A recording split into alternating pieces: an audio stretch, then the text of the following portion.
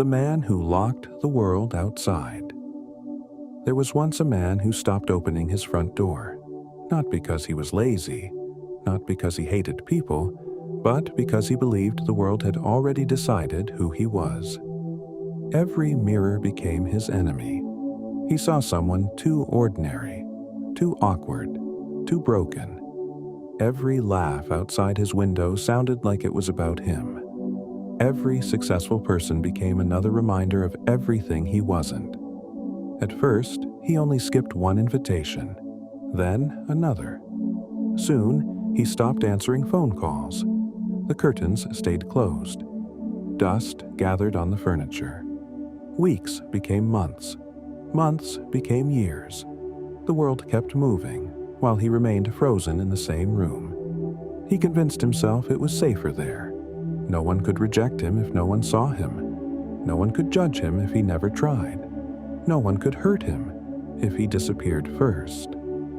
But loneliness has a strange way of speaking. It doesn't scream. It whispers. Every morning it reminded him, this isn't living. One rainy afternoon, the power went out. Silence filled the apartment.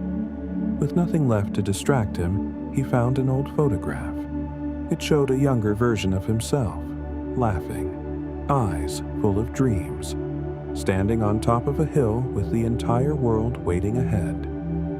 He stared at that picture for a long time. Then he asked himself one question. What happened to that man? The answer came quietly. Nothing happened to him. He simply believed every fear that ever knocked on his mind. That realization hurt, because it meant the prison had never been built with bricks. It had been built with thoughts. And if thoughts built it, perhaps thoughts could tear it down. The next morning, he did something that terrified him. He opened the front door. His heart pounded. His hands shook. For a moment, he almost went back inside. But then, he took one step, just one. The sunlight felt unfamiliar. The air felt different. People walked past without staring. Cars drove by without caring. The world he feared was too busy living its own life. The monster inside his head had always been much larger than reality. The next day, he walked a little farther. A week later, he smiled at a stranger. A month later, he applied for a job. He was rejected. For a moment, the old fears returned.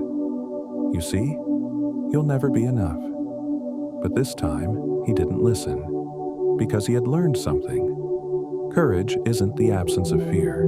It's moving even when fear is holding your hand. He applied again and again. Eventually, someone said yes. He made friends.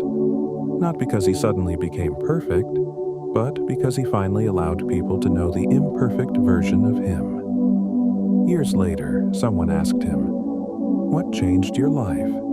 He smiled. It wasn't confidence. It wasn't luck. It was the day I realized the door keeping me trapped was never locked.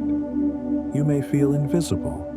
You may believe you're too damaged, too late, too different. But the world isn't waiting for a perfect version of you. It's waiting for the real one. The strongest people are not those who never fall. They are the ones who stand up after believing they never could. If fear has become your home, remember this. Homes are places we leave, not places we die in. Open the door, take one step, then another. The world may not change overnight, but your life will the moment you decide to walk toward it instead of hiding from it. Because the greatest prison is not made of walls. It is made of the lies we tell ourselves. And the greatest freedom begins with a single step outside.